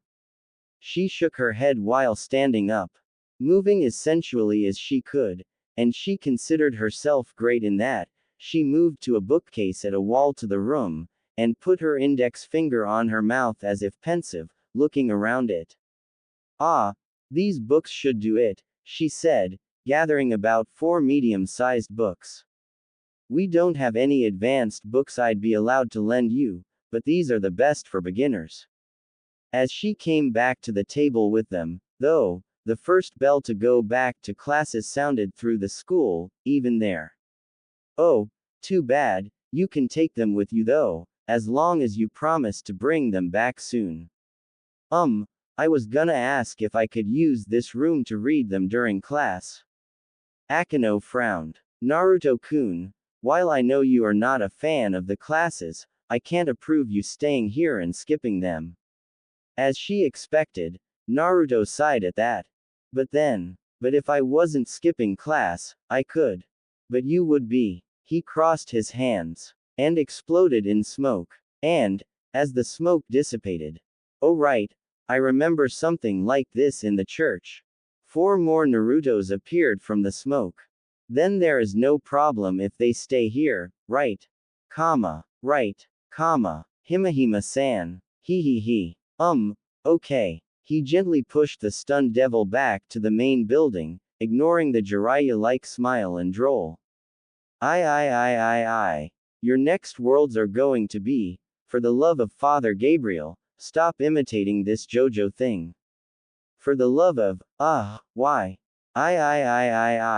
Hey Kurama, the fox in a human body asked, eating a meat stick and actually reading Yu Yu Hakusho while Naruto worked. His favorite, surprisingly, was not his namesake, but do you feel like there is something missing? Kurama looked at the broth he was working on. No, it looks just like the recipe the Ichiraku girl taught you. Not that. Oh, why bother? I'll think about it later. I'm surprised, Rainer pointed out. If something was bugging me like that, I wouldn't be able to concentrate in anything else. Naruto shrugged. No point in worrying about it. After all, everything seemed to be going fine. So he'd rather enjoy it while he could. Amen. Where are you? Came the message on Enoch's phone. The same place as last time, he replied. Kuo's abandoned church. Waiting for you to have enough time to come. It took some time for a message to come back. Does that mean you are feeling better? I am stable, yes. Good. Your attitude was worrisome. Enoch couldn't help but scoff at that. I have no idea what happened. The only reason I know I was not in a month-long coma is because I saw some videos. The reply, once again, took some time to come. Does that mean Gabriel won't remember how she is acting either? Her attitude seems much less unpredictable than yours, but it is still worrying. Oh, I do not think she will forget. I was literally drowned in the cause. She is most likely only a bit sensitive to its influence. Yes, she has always been a sensitive one. Her remembering is good. I must admit her current behavior is a bit annoying, but the new ways to use holy energy seems pretty useful. That's good to hear, I think. So, when will you get time to get here? Funny you mentioned someone going to Kuo. Enoch read the following messages with his full attention. That wasn't good. Hey, Uzumaki-san. Naruto stopped. He was taking a walk after the daily feeding, because just cooking and studying was boring. On the side of the road was a disheveled Yuto, holding a sword. Hey dude, are you alright? Yeah, I'm okay, he replied. I'm just dealing with something. Oh, okay. If you need help with anything, just ask. Well, I'm kinda trying to find a holy sword. Have you ever heard of Excalibur? A bit, Naruto admitted. It was given to King Arthur when his first sword broke by the Lady of the Lake. When he was dying, he had to order his knight 3 times before he was obeyed and the sword was given back to the lake, where her hand was seen taking it back. It is supposedly a great blade, but the most important part is the sheath, which could heal most wounds. That's nice, Kiba said. His mind was reeling. If the Excalibur was returned to the lake, then what was the holy sword he wanted to destroy? Hey, wait, are you fishing for the sword? What? No, you can't fish for swords. They aren't alive to bite the bait. You have no idea, Kiba. You have no idea. The expression on Naruto's face, Kiba couldn't help but shiver. Okay, Naruto then said, pumping his fist. If we can't fish the sword, then we fish the lady of the lake. Now, what do we use as bait? What would she like? Say Kiba, you are popular with women, aren't you?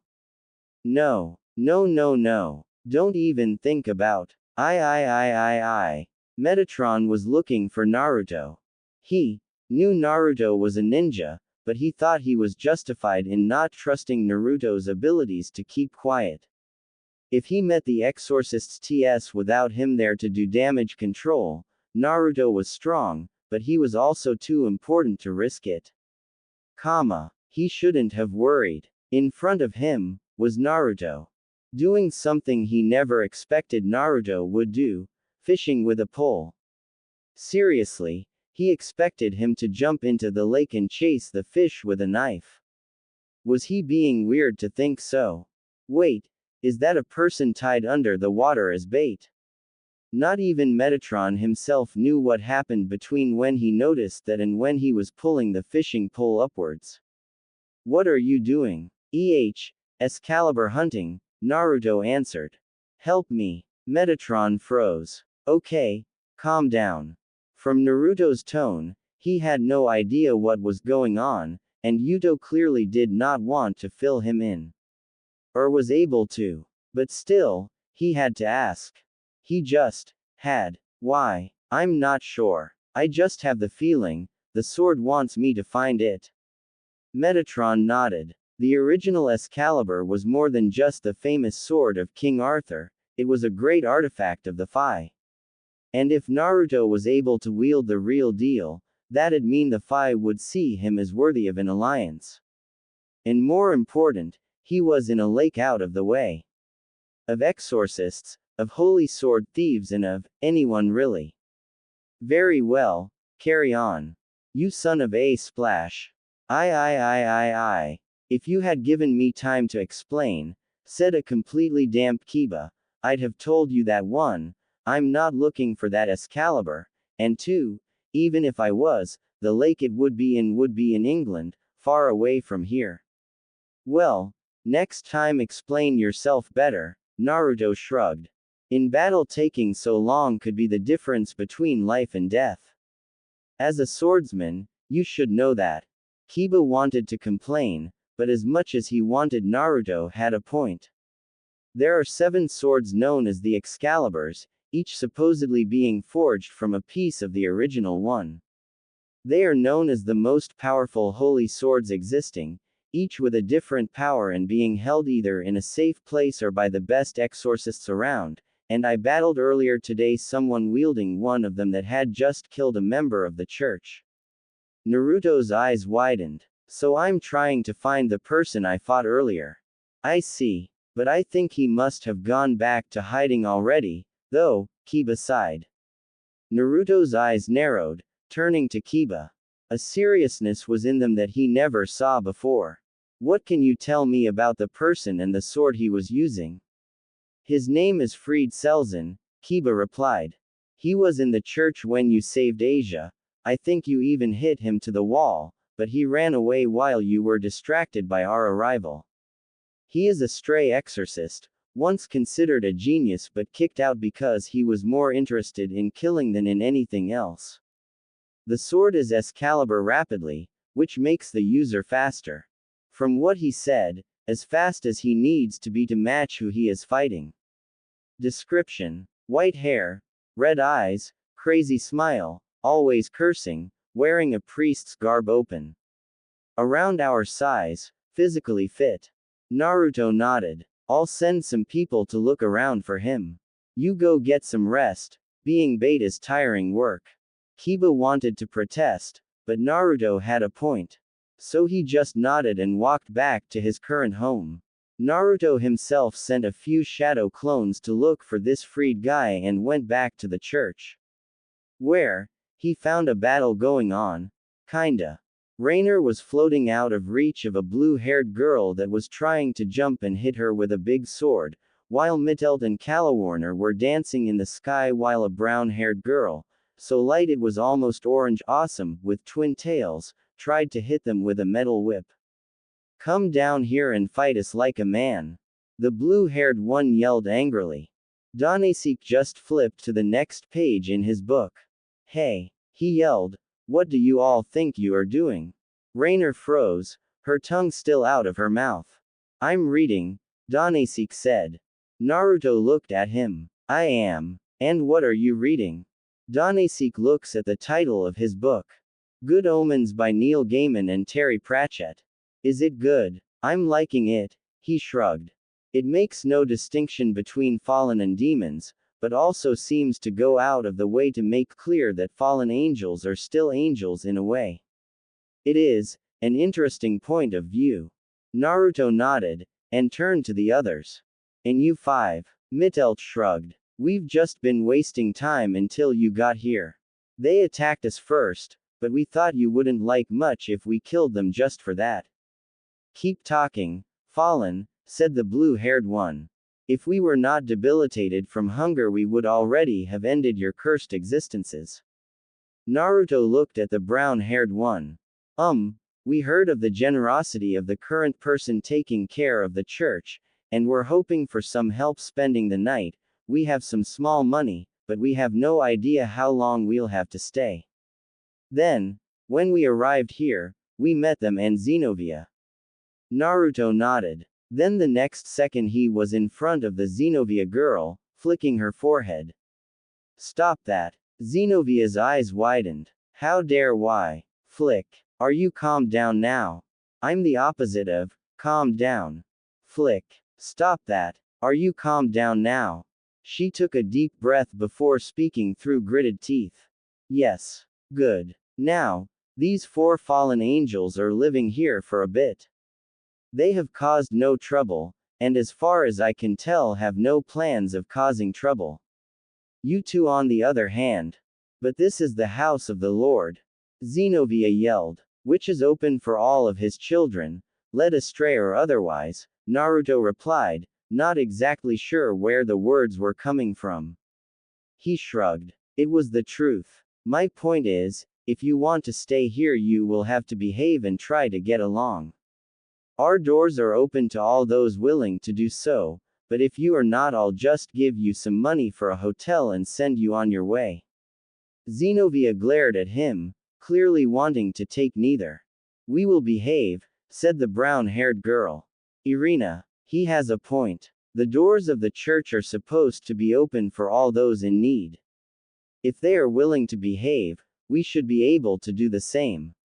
Xenovia looked at her, but sighed and put the sword down. That was enough for Naruto. The daily ramen distribution is over, but we may have some leftover pizza. If even that is over, there is always some instant ramen. I. Naruto arrived with the fresh bread just in time to stop yet another argument. Seriously, that Xenovia girl would be either really good or really annoying playing a tabletop RPG with that obsession with the rules. What is Xenovia complaining about now, Irina? He asked the one exorcist that didn't get on his nerves. Yet, Xenovia-chan found out that Argento-san is also staying her. Naruto-san, the girl replied in Japanese. She claimed that an excommunication is exactly the kind of people the rules of sanctuary don't apply to. Rainer-san claimed that a still pure angel reviewed her case and is moving to have her reinstated, but Xenovia-chan, well. I see. He moved to Xenovia, and the girl tensed at his approach. I know what you are going to say, she started, but she healed a devil. That is why she was punished by the church to no longer be affiliated with it. Oh, I got the perfect counter for that. Naruto said excited, looking through his phone. What followed was a religious combat of quotes. Naruto mentioned Jesus's Good Samaritan. Xenovia countered with Corinthians 10:22. Naruto countered that as it was talking about making rituals praising others instead of God, and mentioned that Jesus did leave demons alone when he met Legion, only freeing the guy from them. Details shall be skipped because they are not interesting. Xenovia was unhappy but not remembering anything she could use as an argument, not with an actual, not fallen angel said to be backing her stay, had to hold back and bite on her piece of bread. Naruto used butter on his. He found pure bread a bit dry. He also had a nice glass of milk. I. As the whole group left for class, only the exorcists remained in the church. Zenobia was angrily flipping through a Bible preparing for her next argument with Naruto, while Irina was googling the quotes mentioned. On one hand, she could have taught Zenobia to do this, she was sure that's what Naruto did after all. On the other hand, his arguments made sense and, she really wanted to be able to still be friends with Issei. So, everything was relatively quiet. For a while. Seriously, where could they be? Hey everyone, is anyone still here? The two exorcists froze. That voice, they didn't know where it came from, because it rumbled from inside them. It felt like the power of their swords, but echoing on their souls. Hey guys. It's Metatron. I heard someone gasp. Did Naruto convince one of you to prank me again? Irina looked at Zenobia, and could only imagine her eyes were as wide as her companions. Metatron, she mouthed. Zenovia's mouth only opened and closed like a fish's. Ah, here you are. Metatron wasn't what they expected. He was wearing jeans and sneakers, and a t-shirt that just said, "In God We Trust." If not for the white wings, and the silver helmet Irina could swear she saw in an album cover, they would think he was just a normal guy. Oh, you guys are already here. The two couldn't help but stare as Metatron, for they doubted any other angel would claim to be him, wearing completely normal clothes, rubbed the back of his neck in embarrassment. I was kinda hoping to meet you guys before you met anyone here. I mean, it's kinda hard to explain about Asia, and the other three, plus Naruto is yet another can of worms. Anyo, Irina tried asking, but was having considerable trouble.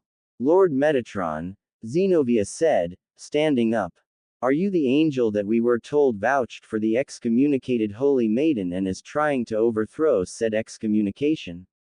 I wouldn't put it in those words. The exorcists approached him, paying close attention to all of his words. Which in so long without having experienced it made him feel a bit uncomfortable. He kinda wished he could afford to be like Alan Rickman in Dogma and get drunk, but he didn't have the documentation and didn't look old enough. Well, Alan Rickman as him couldn't drink either, but he could taste the alcohol.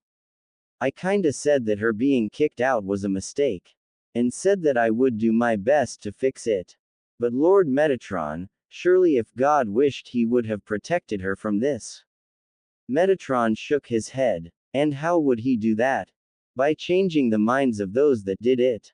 No, our Lord is eccentric, but there are some things he values beyond all. Loyalty, purity of soul, ramen, but also free will. It was his gift for humanity, after all. Zenobia nodded, then stopped. Wait, what was the one between purity of soul and free will? Oh, she caught that.